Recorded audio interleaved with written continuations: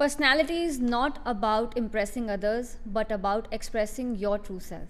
नमस्कार राजस्थान, मैं सागरिका और आप देख रहे हैं हमारा स्पेशल सेगमेंट युवा, जहां हम आपके साथ शेयर करते हैं ऐसे इंस्पायरिंग युवा की स्टोरीज़ जो हमें आगे बढ़ने के लिए प्रेरित करते हैं। ऐसी एक पर्सनालिटी आज हमारे साथ हैं, मिस मनीषा यादव। वो सिर्फ लोगों को ग्रूम नहीं करती, पर उन्हें ट्रांसफॉर्म करती हैं। उनकी ट्रांसफॉर्मेशन जर्नी में उन्हें कोच करती हैं और उनकी मदद करती हैं। एक founder, entrepreneur, lifestyle and mindset coach, personality coach और एक पेजेंट ट्रेनर। मनीषा जी से आज जानते हैं उनकी स्टोरी। सबसे पहले तो युवा के मंच पर आपका बहुत बहुत स्वागत है मनीषा जी, कैसी हैं आप? Thank you so much for such a warm introduction. It helps me and the other youth to connect with me well. जी, So I'm doing good. Thank you, Sagarika. Ma'am. Personality development आजकल एक buzzword बन गया है। आपके accordingly इसका real meaning क्या है? बहुत अच्छी बात है, खुशी की बात है कि ये बज़ वर्ड बन गया है, बिकॉज़ जो बज़ करता है उसके बारे में सबको इच्छा होती है जानने की और जागरूकता होती है। तो as personality coach I am very happy that people are talking about personality development. मतलब व्यक्तित्व के विकास को लेकर अब लोग जागरूक हैं और इंटरेस्टेड हैं। According to me personality development means आप अपने माइंडसेट लेवल पे काम कर रहे हो और वो आपकी आउटर अपीयरेंस और आउटर पर्सनालिटी में रिफ्लेक्ट कर रहा है।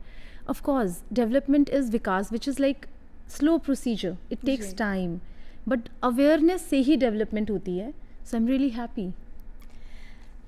नाउअडेज युवा के पास में अपॉर्चुनिटीज़ और डिस्ट्रैक्शंस दोनों हैं। आपके अकॉर्डिंगली वो अपनी पर्सनालिटी को कैसे इन्हांस और डेवलप कर सकते हैं? क्या एडवाइस देंगी आप उन्हें? ये बात बिल्कुल सही आपने बोली कि आज के टाइम में अपॉर्चुनिटीज़ तो बहुत हैं, बट चैलेंजेस भी साथ में हैं। जैसे किसी भी चीज़ के साथ में प्रोज एंड कॉन्स होते हैं, जी, सो अपॉर्चुनिटीज़ भी इसी वजह से हैं क्योंकि इंटरनेट और सोशल मीडिया इतना इजीली अवेलेबल है और घर घर में है। बट चैलेंज साथ में ये है कि इतने ऑप्शंस अवेलेबल हैं, what to pick, who to follow. जी, That is the challenge. So for me, I think the only way to navigate through is the right guidance. Okay. आपने राइट गाइडेंस की बात करी, तो हमारे पास में राइट गाइडेंस हमेशा इजीली एक्सेसिबल नहीं होती है। हम ये सोचते हैं कि कोई हमें गाइड करे, कोई मेंटोर, कोई एक्सपर्ट। तो क्या आप बताना चाहेंगे युवा को कि कैसे वो राइट एक्सपर्ट्स के पास में, कैसे राइट एडवाइस के पास वो पहुंच सकते हैं? Absolutely. See, गाइड जो है या जो मेंटोर है वो आपके घर में आपके पेरेंट्स भी हो सकते हैं, आपके सिबलिंग्स भी हो सकते हैं। और आज की डेट में अगर आपका कोई पैशन है या आपको कोई चीज़ बहुत अट्रैक्ट करती है तो आप इंटरनेट पे सही इंसान को फॉलो कर सकते हैं जो उस फील्ड में ऑलरेडी कहीं पहुंच चुका है, उसकी जर्नी को देख सकते हैं और वहाँ से इंस्पिरेशन ले सकते हैं। So the right guidance would be from where you get the motivation and inspiration. It's not just that someone is coming and guiding you or you're scrolling all over the internet. That is not the motivation or the guidance you're going to get from. So आपने ये भी पूछा कि सही इंसान तक कैसे पहुँचे। मुझे लगता है कि जब भी आप कोई भी नई चीज़ शुरू करते हैं तो पहले आपको किसी से इंस्पिरेशन लेनी ही पड़ती है, जी, है ना। आप कोशिश कीजिए, अब तो आप ईमेल लिख सकते हैं, DMs कर सकते हैं लोगों को, गूगल पे आप सर्च कर सकते हैं, फर्स्ट कंसल्टेशन ले सकते हैं। आपको सही लग रहा है तो यू कैन कंटिन्यू, आपको नहीं सही लग रहा है you can discontinue. So that is how you reach to the right person.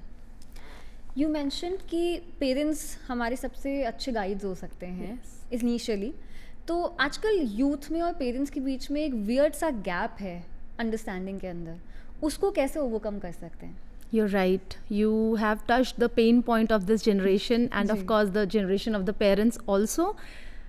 आज के टाइम पे पेरेंट्स और बच्चों में जो गैप है ना, वो कनेक्शन का गैप है। मुझे लगता है जो चैलेंज है, they are not able to connect very well.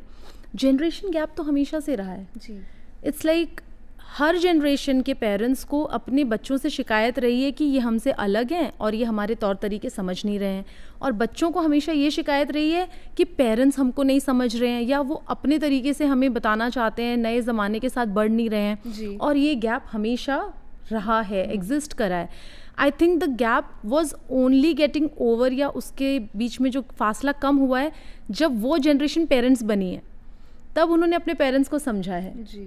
So with this generation also या तो हमें उतना वेट करना पड़ेगा, और वो भी अभी इस जनरेशन के साथ तो they are delaying the marriages also, है ना. जी. सो द पॉइंट इज यहाँ पर एफर्ट्स जो हैं, मुझे लगता है क्योंकि I deal with the youth on daily basis, यहाँ पेरेंट्स को काम करना पड़ेगा.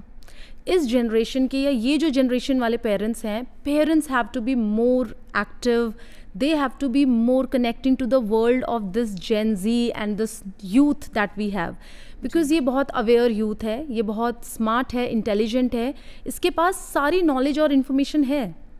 So parents have to connect to them to guide them better. उनको अगर हम example के लिए मैं बोलूँ आपको, अगर हम ये कहें कि आप फ़ोन पे मत रहो, बिकॉज ये सबसे बड़ा चैलेंज है nowadays कि फ़ोन पे मत रहो, उससे बेटर है वो ये बोले क्या देख रहे हो फ़ोन पे, मुझे भी दिखाओ, और फिर थोड़ी देर बाद बोले हाँ 20 मिनट्स हो गए, मेरी तो आइज़ पेन हो रही है, आई होप तुम्हारी भी हो रही होंगी, let's keep the phone side, take rest. This is the better way. जी. आपने पेरेंट्स को समझने की बात कही, आपने कहा कि यूथ को कैसे समझा जा सकता है. आपको यूथ और पेरेंट्स से इतना डीपली कनेक्ट किस चीज़ ने किया और आप उन्हें इतना बेटर कैसे समझ पाएँ? Such a beautiful question. I now reflect on my journey. जी. तो मुझे ऐसा लगता है कि यूथ से मैं शायद इसलिए कनेक्ट हो पाई because I remember my childhood, I remember how I grew up, and I always wished, in fact अब मैं जब पीछे मुड़ के देखती हूँ तो मुझे लगता है सही टाइम पे सही गाइड और मेंटोर का आपकी लाइफ में होना बहुत हेल्पफुल होता है. It's a blessing. So I wanted to be that for the younger generation.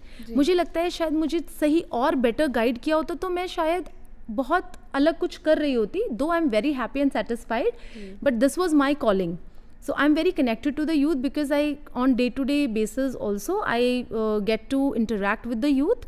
जिस दिन मेरे पास किसी यंगस्टर का सेशन नहीं होता है, I go to the schools. I am also collaborating with various schools. I go to KVs also. I connect to the students who are in 11th and 12th. I understand their challenges, I address that and I guide them. तो मुझे पता है कि उनके दिमाग में अभी parents को लेके क्या चैलेंजेस हैं, टीचर्स को लेके क्या है. I try to help them navigate it. Okay. आपने मेंशन किया कि स्टूडेंट्स के पास में बहुत सारे चैलेंजेस हैं, वैसे ही एजुकेटर्स और पेरेंट्स के पास में भी चैलेंजेस हैं. ऐसा क्या चेंज हुआ है इन पास्ट 20 ईयर्स और 10 ईयर्स जिससे आपको लगता है कि बहुत सारी रिलेटेबिलिटी दोनों ही पेरेंट्स, एजुकेटर्स और स्टूडेंट्स तीनों में है? चेंज सबसे बड़ा तो ये हुआ है कि अब ना पेरेंट्स और टीचर्स का जो रोल है वो तो सेम है, बट उनकी टेक्निक्स या उसका तरीका थोड़ा बदलना पड़ेगा. बिकॉज पहले सोर्स ऑफ इंफॉर्मेशन जो है वो पेरेंट्स और टीचर्स होते थे. जी. We were very much dependent कि पापा को पूछ लेते हैं, मम्मा को पूछ लेते हैं. अब तो उनके पास में इंफॉर्मेशन पहले है. They are instantly judging you. वो आपको बता रहे होते हैं. हमें बहुत सारी चीज़ें बच्चों से पता चलती हैं. जी. तो ये तो मैं छोटे बच्चों की बात कर रही हूँ. तो younger generation is way smarter.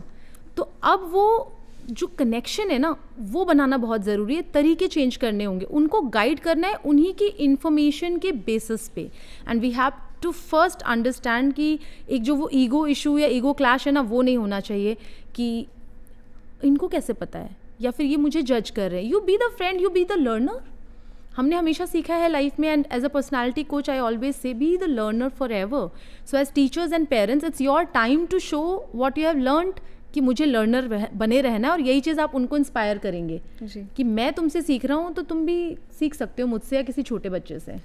आपने बोला कि ये कनेक्शन जो है एजुकेटर और स्टूडेंट और पेरेंट और चाइल्ड के बीच में वो बहुत ही पायस है, and they technically guide them but they also have a lot of information.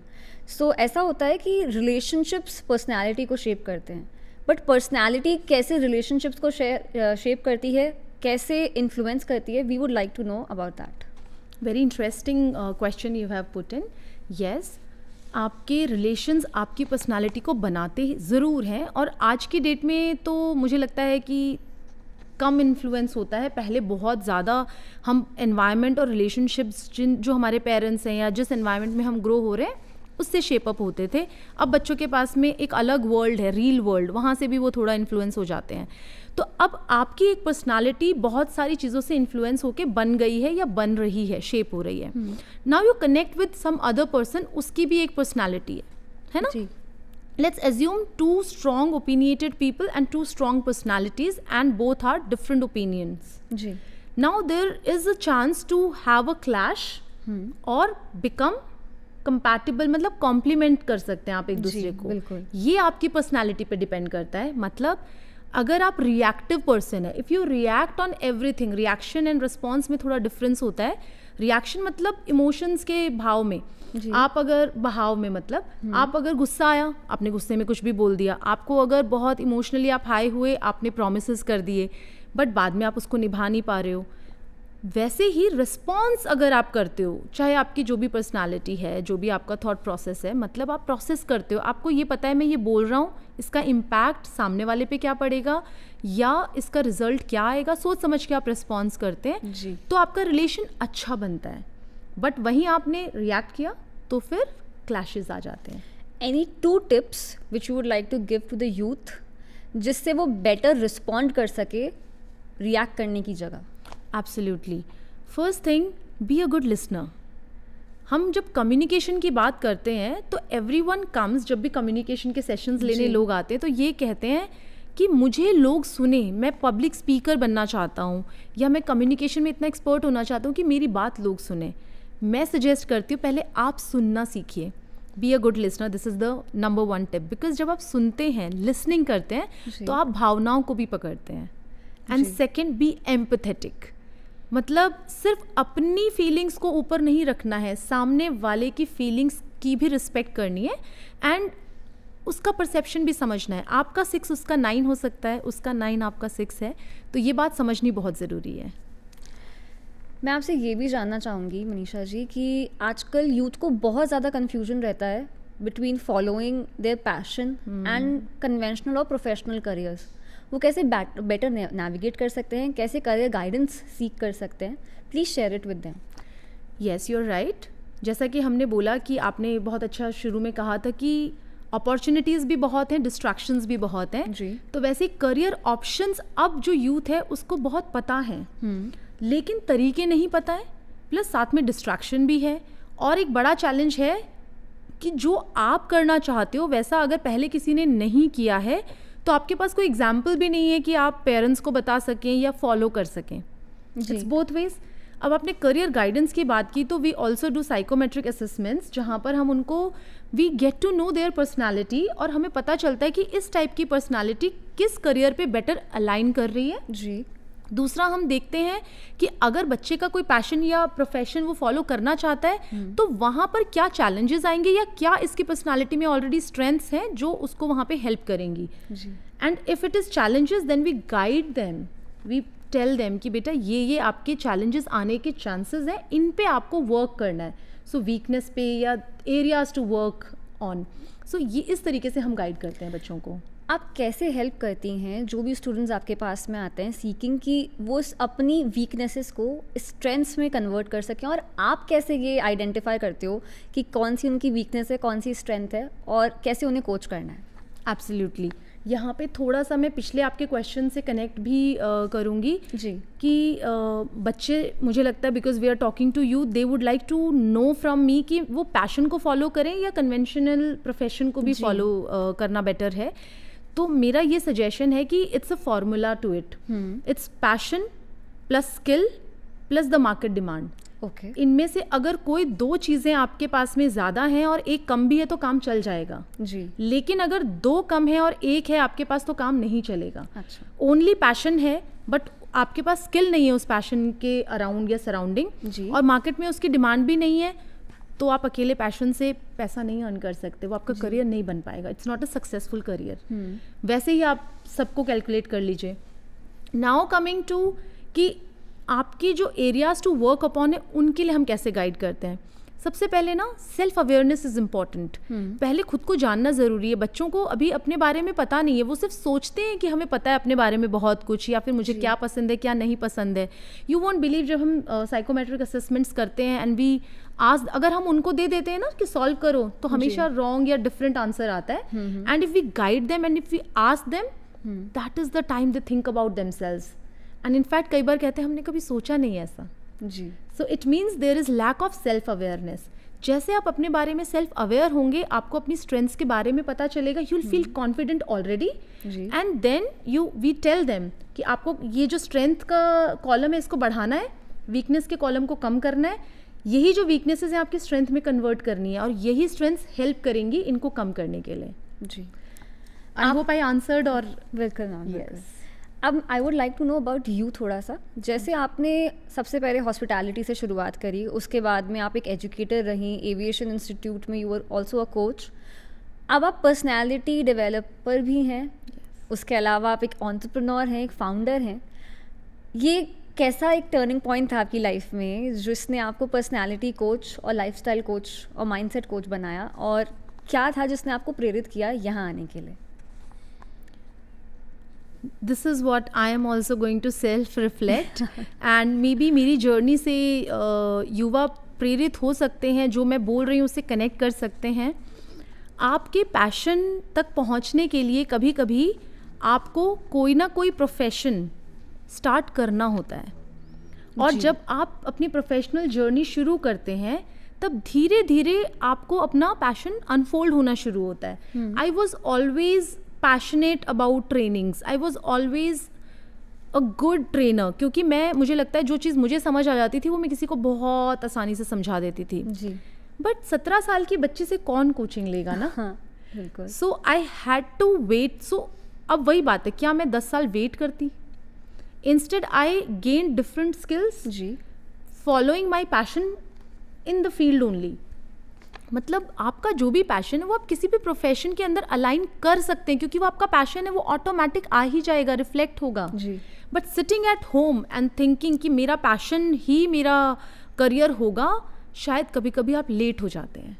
तो मेरा यूथ को यही गाइडेंस है कि जैसे मैंने हॉस्पिटैलिटी से शुरू किया and then I got married to an army officer, तो उनकी पोस्टिंग अलग अलग जगह रिमोट प्लेसेस में रहती थी. I could not continue working with the hospitality, और एयरपोर्ट्स भी सब जगह पे नहीं थे. जी, बिल्कुल. So I switch to aviation institute, और वो भी मुझे बाय लक मिल गया. अगर वो ना मिला हो तो I would have train the kids of the surrounding only. And educator आपने कहा, because army wise mostly then we find our passion in contributing in army schools.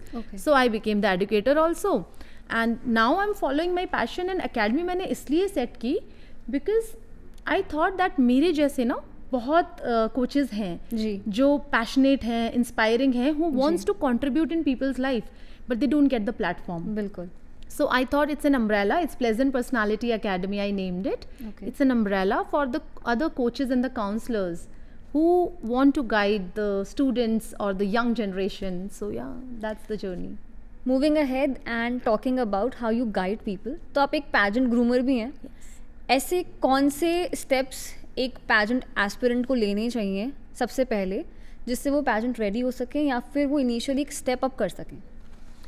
So because this question is here, I would also like to tell the youth that pageant is not just about the beauty anymore. It is also a platform to showcase your passion and what your purpose is.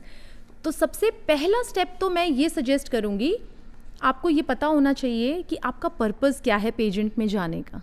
Ji. And it differs okay. For contestant to contestant.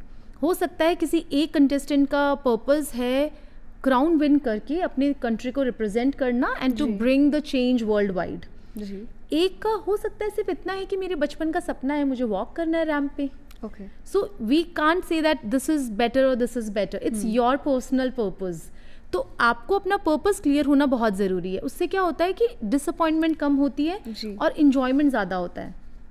Crown तो 2 या 3 होते हैं ना. हाँ जी. लेकिन अगर आपको अपना पर्पस क्लियर है कि मुझे इस प्लेटफॉर्म से ये करना है, मुझे इस प्लेटफॉर्म पे जाकर के वुमेन एम्पावरमेंट की बात करनी है, तो आपको वो अचीव हो गया whether you got the crown और not. And you come satisfied, you clap for the other winners also. So in the pageant it is said that the queen, the real queen is someone who fixes other people's crown. Absolutely. Yes. Rural areas से आए हुए pageant aspirants को क्या challenges face करने पड़ते हैं and how can they break it? Please advice देम. Yeah sure. पहली बात तो ये कि मुझे ये बताते हुए बहुत प्राउड फील हो रहा है कि पेजेंट्स में generally remote and rural area से बच्चे बहुत अच्छा परफॉर्म करते हैं जब आते हैं. जी. Because they come extra prepared. उनमें कॉन्फिडेंस होता है, ओवर कॉन्फिडेंस नहीं होता, जो कि शायद रेट्रो और मेट्रो सिटीज़ में होता है. थोड़ा ओवर कॉन्फिडेंस होता है. So and they come with so much of dreams and so much of passion in their dream. तो पहली बात तो ये. अब मैं चैलेंज की यहाँ तक बात करूँ तो चैलेंज कुछ खास नहीं होता है, बिकॉज अब तो इंटरनेट आ गया है, ब्लिंकिट सब जगह पे है, there are many shopping apps also. Because हमें लगता है कि अगर हम पेजेंट में जा रहे हैं तो हमें पर्टिकुलर टाइप के कपड़े, हील्स, वो सब पहनना है, तो अब वो हर जगह पहुंच जाता है. तो अब वो चैलेंज इतना ज़्यादा रहा नहीं है. एक चैलेंज मुझे लगता है कि बच्चों में अगर कम्युनिकेशन को लेकर के किया जाए तो parents have become so comfortable कि आपका language is also not the barrier. पहले थोड़ा सा था कि हमारा स्पोकन अच्छा होना चाहिए, बिल्कुल. अब वो बैरियर भी रहा नहीं है. And I just want to guide them that अगर आपका माइंडसेट अच्छा है ना, माइंडसेट से आप स्ट्रांग हैं, तो आपकी वॉक में भी कॉन्फिडेंस दिखेगा, आपकी ड्रेसिंग में भी दिखेगा. Because the only difference is आप ड्रेस तो बहुत ग्लैमरस एंड बोल्ड वे में हैं, बट आपके अंदर वो कॉन्फिडेंस नहीं है, तो आपका बॉडी लैंग्वेज उसको सपोर्ट नहीं करेगा. And that is when you don't get the results. So it has to match. First you have to work on your mindset. Mindset coaching, personality development और grooming, all of these three things, इनको confidence इनका core part है. Confidence के बिना आप आगे नहीं बढ़ सकते हैं. आप कैसे अपनी ट्रेनिंग में सिखाती हैं कि वो अपने कॉन्फिडेंस लेवल के ऊपर वो काम कर सकते हैं और आगे बढ़ सकते हैं? I think confidence comes from with in first. But वो विद इन क्या है, जब आप खुद को जानोगे ना तब वो कॉन्फिडेंस आएगा. जी. जब हम दूसरों की वैलिडेशन के ऊपर डिपेंड करते हैं तो हम कॉन्फिडेंट नहीं होते. जब हम दूसरों के लिए रेडी होते हैं तो सबकी तो अपनी अपनी पसंद है ना. जी. You should like your self, you should love your self. We do 3 ways. जी. I will be very happy to share with the youth. बिल्कुल. You have to do self talk. खुद से बात करनी है. लास्ट आपने कब खुद से बात की थी, है ना. You ask questions, you give answers. आपको मिरर टॉक करनी है. You talk to yourself eye to eye in the mirror. Admire करना है खुद को, अपनी तारीफ करनी है, अपने अंदर क्या क्या पसंद है और क्या नहीं पसंद है उस पर काम करना है. So that's how you. जब आप एक एक अपना अचीव करते जाते हैं ना, कि मैंने अपने को ये चैलेंज दिया है that tomorrow I have to speak 2 sentences in English. अगर आपको इंग्लिश पे काम करना है and you speak 2 sentences with confidence, वो आ जाता है अपने अंदर. जी. हम खुद को लेके कॉन्फिडेंट होते जाते हैं, एक एक स्टेप ऊपर चढ़ते जाते हैं. इंट्रोवर्टेड यंग प्रोफेशनल्स जो हैं, आप उन्हें क्या एडवाइस देंगी कि वो कैसे अपने कुकून से बाहर आ सकते हैं? एक तो मैं यहाँ मिथ ब्रेक करना चाहूँगी कि being introvert is not a weakness. Being introvert is being different from the majority crowd जो एक्सट्रोवर्ट जिसको हम कहते हैं. क्योंकि इंट्रोवर्ट की जो एनर्जी है ना, वो सोलेस में है, अकेलेपन में है. जब वो अकेले बैठे हैं, दे आर नॉट अनहैप्पी, उनको कोई चाहिए नहीं. So they are happy in their space. उनको सिर्फ ये एडवाइस कहना चाहूँगी कि आज के ज़माने में ना बाहर आना, दिखना, बोलना बहुत ज़रूरी है. So please work on that part because it is important for your growth. जी. अदरवाइज कोई कमी नहीं है आप में.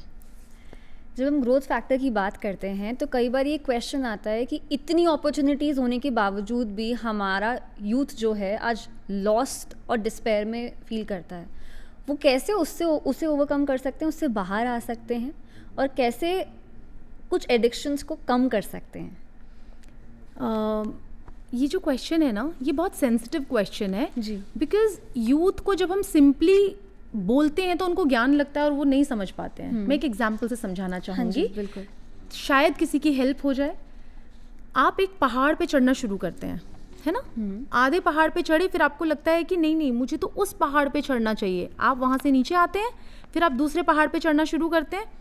फिर आपको लगता है नहीं मुझे इस पे नहीं चढ़ना, यहाँ पर जो मंदिर है वहाँ नहीं जाना, मुझे तो उस पहाड़ पे चढ़ना है, वहाँ पे मंदिर है.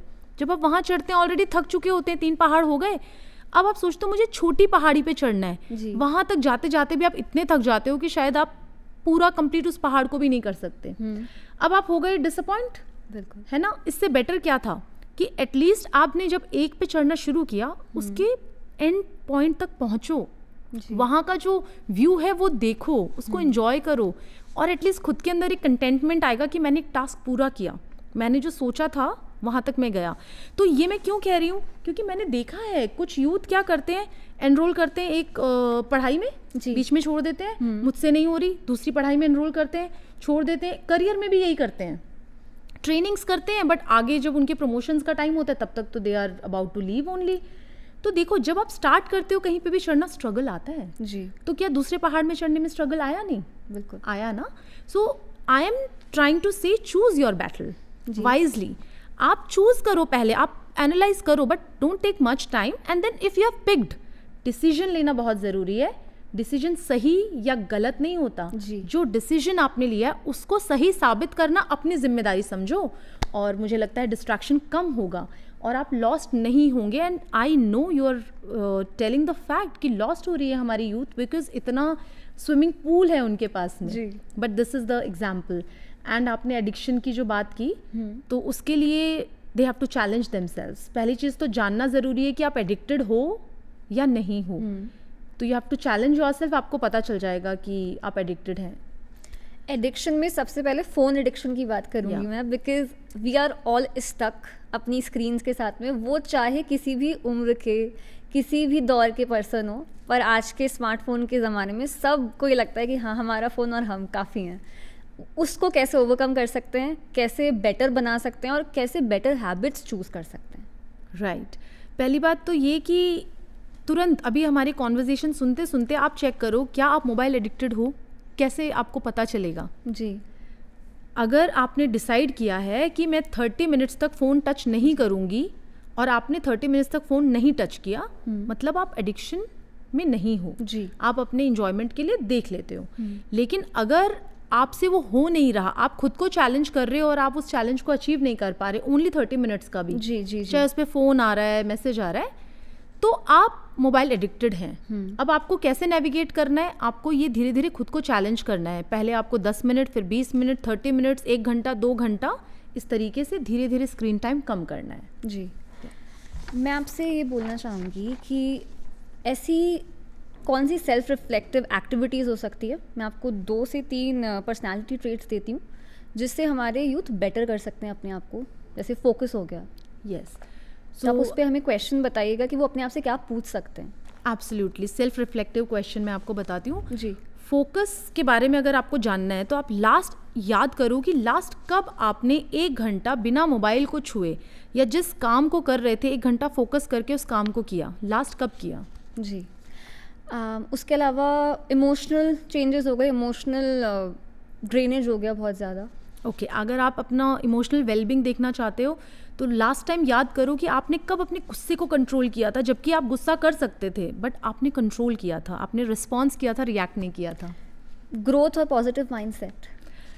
ग्रोथ और पॉजिटिव माइंडसेट यही कि आपने कब लास्ट एक अच्छा पॉडकास्ट सुना था, जो कि पूरा सुना था, कौन सी अच्छी हैबिट जो आपने अपनी पर्सनालिटी को डेवलप करने के लिए शुरू की और उसको अभी तक डिसिप्लिन और कंसिस्टेंसी से कंटिन्यू कर रहे हैं। जी, मूविंग अहेड, मैं चाहूँगी आप हमारे युवा को 3 ऐसी आदतें या 3 ऐसी पर्सनालिटी डेवलपमेंट की एडवाइसेस दें और एक मैसेज उनसे साझा करें। श्योरली, मैं यूथ से यही कहना चाहूँगी, आप हमारे देश का भविष्य हैं और हमें आपसे बहुत उम्मीदें हैं। हमारी एक्सपेक्टेशंस को आप बोझ ना समझें, उसे आप एक गाइडेंस समझें, that you have to take the nation ahead. So अपनी पर्सनालिटी को डेवलप करने के लिए अपने ऊपर जिम्मेदारी लें। आप सेल्फ टॉक कीजिए, अच्छे पॉडकास्ट सुनिए और अपनी लाइफ में एक करियर या पैशन जिसको भी आप चूज़ करना चाहते हैं उसको चूज़ करके उस रास्ते पे चलना शुरू कीजिए। अपने आप आपकी पर्सनालिटी डेवलप होगी। लास्ट बट नॉट लीस्ट, आप मोबाइल स्क्रीन से बाहर आइए, रियल लाइफ मत जिए, रियल लाइफ जीना सीखिए। वहाँ से अपने आप योर व्यक्तित्व का विकास जो है वो रियल लोगों के बीच में बेटर होता है। Thank you so much Manisha ji. मैं आशा करती हूँ कि हमारे यूथ को बहुत सारी जानकारी मिली होगी अपने आप को बेटर करने के लिए और आगे बढ़ने के लिए, और अपनी पर्सनालिटी को कैसे इन्हांस करना होगा उस पर वो बहुत काम कर पाए होंगे आपकी एडवाइस के बाद में। ऐसी ही और भी बहुत सारी इंस्पायरिंग स्टोरीज़ के लिए देखते रहिए युवा। मैं सागरिका, साइनिंग ऑफ।